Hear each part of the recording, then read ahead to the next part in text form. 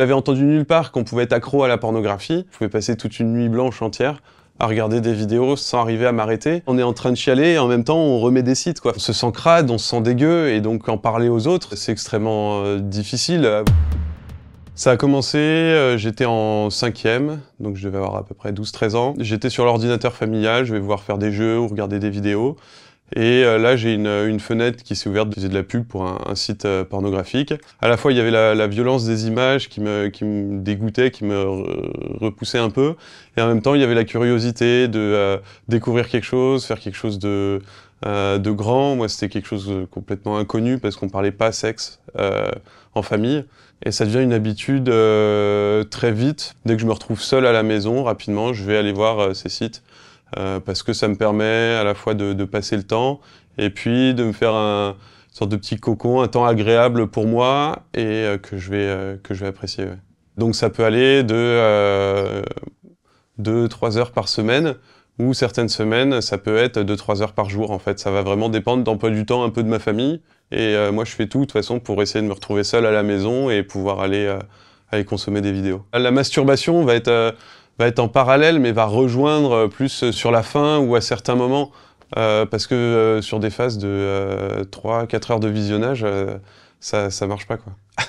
Quand j'arrive au lycée, je suis envoyé en internat, et à ce moment-là, j'ai plus accès à Internet, à mon portable, etc. pendant la semaine. Et en fait, c'est là où je vais me rendre compte que c'est une addiction, parce que je vais avoir un énorme manque la semaine, et d'attendre avec impatience le week-end pour y retourner. Ça m'isole socialement, j'ai plus d'énergie, je deviens irritable, ça me prend énormément intellectuellement la journée. Enfin, on a vraiment toutes les cases un peu de l'addiction qui sont cochées avec le recul.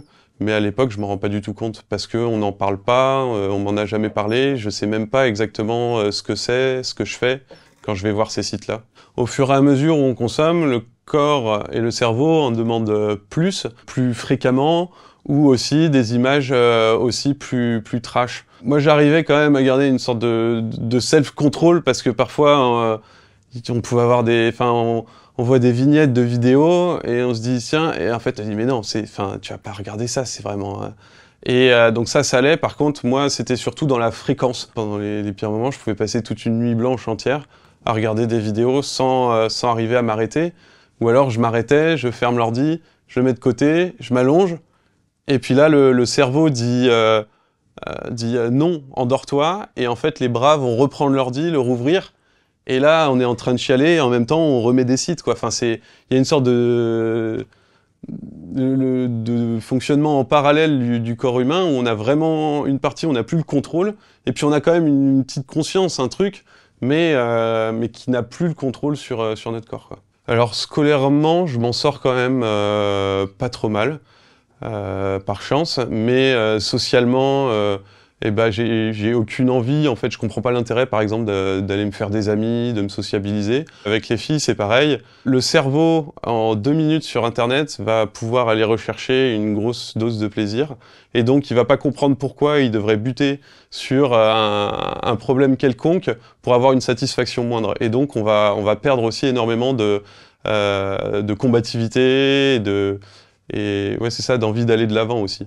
On se sent crade, on se sent dégueu, et donc en parler aux autres, c'est extrêmement difficile à avouer ça, même si on pense que beaucoup en regardent, on n'a pas forcément envie d'en parler, et puis c'est la sexualité, ça fait partie de l'intime aussi, et donc ouais, le mélange de tout ça, ça fait forcément que on n'a pas du tout envie d'en parler, on n'en parle pas. Bah, je me souviens en terminale quand même d'avoir eu un déclic. Et donc c'est là où je me suis fait un premier pari, un peu, en me disant, essaye de freiner un peu ta consommation et vois si ça s'améliore, etc. Très très compliqué de freiner, d'arrêter, de dire stop une fois, 2 fois, et puis bon, on y retourne la 3e fois, puis après on essaye de faire mieux, etc., etc. Au début plusieurs jours, puis plusieurs semaines, puis enfin plusieurs mois, à ne plus consommer de pornographie.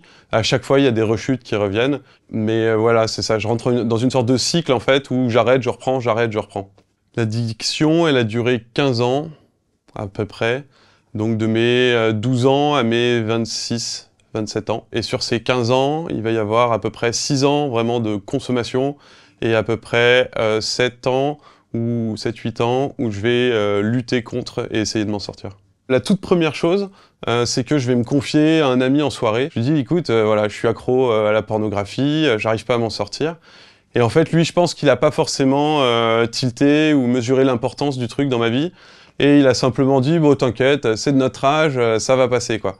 Au-delà de sa réponse, du coup, qui m'a absolument pas aidé, le fait d'en parler, je me suis rendu compte que ça me faisait du bien. Et puis, quelques années après, je vais découvrir sur Internet un programme qui s'appelle Revival, d'une association We Are Lovers, qui fait un programme de désaddiction à la pornographie, avec des formats, des vidéos, etc., faciles d'accès. Et puis après, il va y avoir le fait d'en parler avec ma copine, qui est maintenant ma femme, et c'est une discussion qui va arriver très tôt dans notre relation, qui va être assez difficile. Elle va être extrêmement compréhensive, elle aura beaucoup de compassion dans ce combat. On va pouvoir du coup après, à la suite de ces discussions, le mener à deux. Je vais pouvoir mettre en place des vérifications par exemple sur mon ordinateur qui lui enverront des notifications si j'y retourne. Ça pour le coup ça va vraiment mettre un coup d'arrêt à ma consommation. Là ça fait, je me souviens même plus vraiment de mon dernier porno, mais ça fait au moins 1 an et demi, voire 2 ans que j'ai plus regardé de vidéos. Non attends, beaucoup plus. 3 ans. Le combat reste là, même si ça fait déjà du coup plusieurs années que j'ai arrêté. J'ai rejoint l'association We Are Lovers, qui avait fait le programme, moi qui m'avait aidé quelques années auparavant. Et donc on va faire de la prévention en milieu scolaire à partir de la 4e. Mais c'est presque déjà trop vieux, quoi. T'as quasiment un garçon sur 2 et une fille sur 3 à 12-13 ans qui a regardé un porno déjà.